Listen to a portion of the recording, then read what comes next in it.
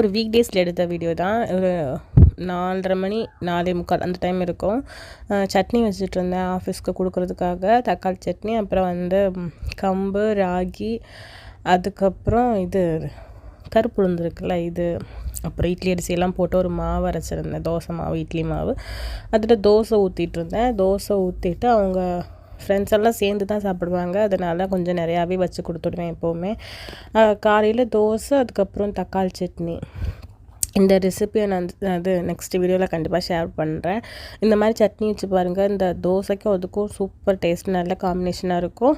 நான் என்னோடய பசங்களுக்கு கொடுக்குறவங்களுக்காக கொஞ்சம் காரம் கம்மியாகவே போட்டேன். உங்களுக்கு வேணும்னா நீங்கள் மிளகா கூட, வர மிளகா நிறையாவே போட்டுக்கலாம், எத்தனை காரத்துக்கு ஏற்ற அளவு. அப்புறம் தோசையும் சட்னியும் வச்சாச்சு. நல்லா சட்னியெல்லாம் நல்லா ஆறுனதுக்கப்புறம் அதை அரைச்சி எடுத்துக்கணும். அரைச்சி எடுத்துகிட்டு தாளிச்சிக்கணும். நல்லெண்ணெய் ஊற்றலாம், இல்லை நார்மல் ரீஃபைன் ஆயில் கூட ஊற்றலாம். ஊற்றிட்டு கடுகு, கருவேப்பிலை போட்டு தாளித்து எடுத்துக்கணும். உங்களுக்கு கன்சிஸ்டன்சி எப்படி வேணுங்கிறத பார்த்துக்கோங்க. கெட்டியாக இருந்தால் தண்ணி ஊற்றிக்கலாம், ரொம்ப தண்ணியாக வேணால் கொஞ்சம் ஓரளவு இருந்தால் போதும். அப்புறம் சாப்பாடு, ஃப்ரூட்ஸு, நட்ஸு, வெண்டைக்காய் சாம்பார், உருளைக்கிழங்கு, தக்காளி சட்னி எல்லாம் ரெடி பண்ணியாச்சு. பிடிச்சிருந்தால் லைக் பண்ணுங்கள், சப்ஸ்கிரைப் பண்ணுங்கள்.